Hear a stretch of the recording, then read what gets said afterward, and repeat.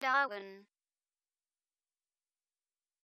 Nous allons dans cette formation apprendre à utiliser ce qu'on appelle les champs calculés. Tout d'abord, de quoi s'agit-il? Il s'agit d'un champ que vous allez pouvoir insérer dans une table, donc une nouvelle colonne, mais contrairement à ceux que nous avons abordés pour le moment, nous n'allons pas insérer nous-mêmes la donnée que nous souhaitons placer à l'intérieur, nous allons insérer une formule, un calcul qui va exploiter différentes données déjà insérées. Nous allons par exemple ici commencer par insérer un premier champ qui va nous permettre de calculer le total de coûts en se basant sur le coût du plat en question et en y ajoutant la TVA. Donc je vais cliquer ici sur ce bouton pour ajouter un nouveau champ à ma table et je me rends ici dans la partie des champs calculés. Donc au niveau des champs calculés, on va retrouver 5 types qu'on va pouvoir envoyer, soit du texte, de nombres, de devises, une case qui va être cochée ou non, ou une date et une heure. Ici, je vais par exemple choisir de renvoyer une devise, car je veux renvoyer donc le coût final en se basant sur le coût et la TVA. Donc je clique ici sur devise. Je vais alors choisir ici, via cette fenêtre qui s'appelle générateur d'expression, le calcul que je souhaite effectuer.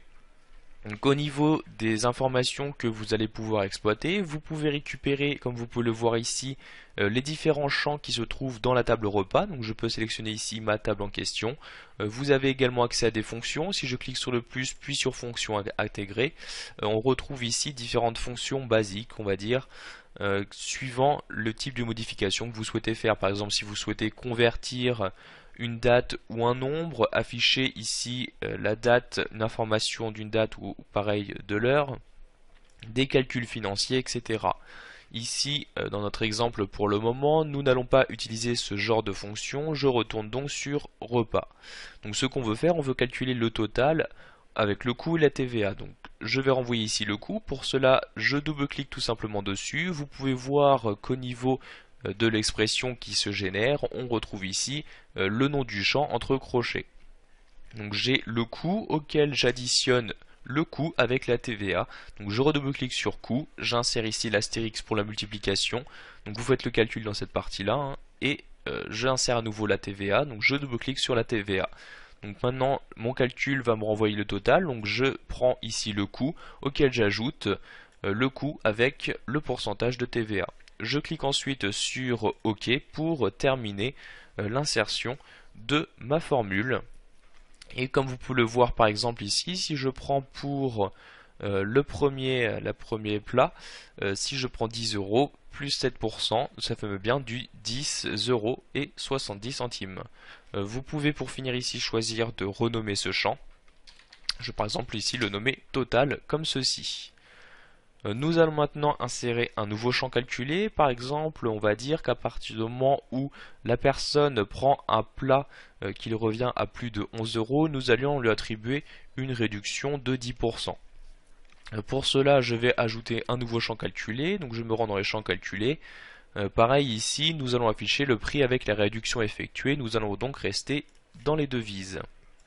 Alors cette fois-ci ça va un peu changer dans le sens où nous allons devoir insérer une fonction qui va nous permettre d'insérer une condition.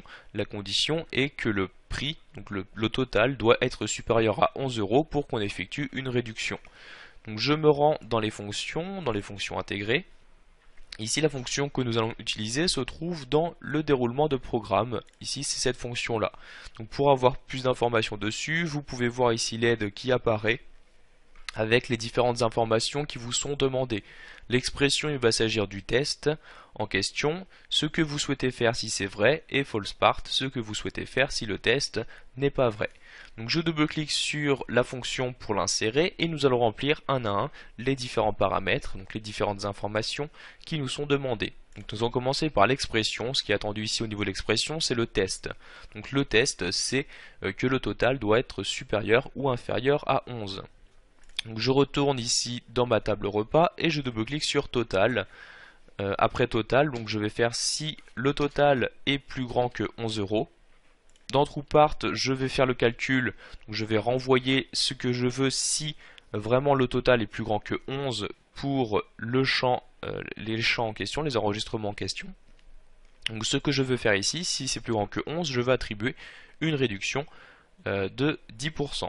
Donc pour cela, je récupère à nouveau le total. Donc n'oubliez pas de supprimer ici toutes les expressions qui apparaissent. Je prends le total et pour faire une réduction de 10%, je vais le multiplier par 0,90. Si ce n'est pas le cas, je veux juste récupérer le total, donc j'écris ici total sans faire aucun calcul. Ce qui veut dire que si le total en question pour par exemple le premier plat ici est plus grand que 11, alors ça va faire ce calcul là et l'insérer dans la nouvelle colonne. S'il est plus petit que 11, ça va juste renvoyer ici le total, donc sans effectuer de réduction. Je clique sur OK. Alors j'ai ici une erreur qui apparaît, on me dit que l'expression entrée comporte un point d'exclamation, parenthèse, je clique sur OK. En effet, le problème doit provenir ici du nombre décimal, j'ai mis 0.90, il faut mettre 0,90. Je reclique sur OK, voilà, le problème a été résolu.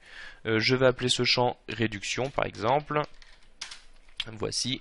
Si on regarde par exemple pour le premier plat, il est inférieur à 11 euros, du coup la réduction n'est pas effectuée. En revanche pour le deuxième, il est bien supérieur. Si on regarde le prix ici, il a bien été modifié, ce qui prouve donc que la réduction de 10% a bien été effectuée. Voilà, vous savez maintenant comment utiliser et exploiter au mieux les champs calculés proposés dans Access 2010.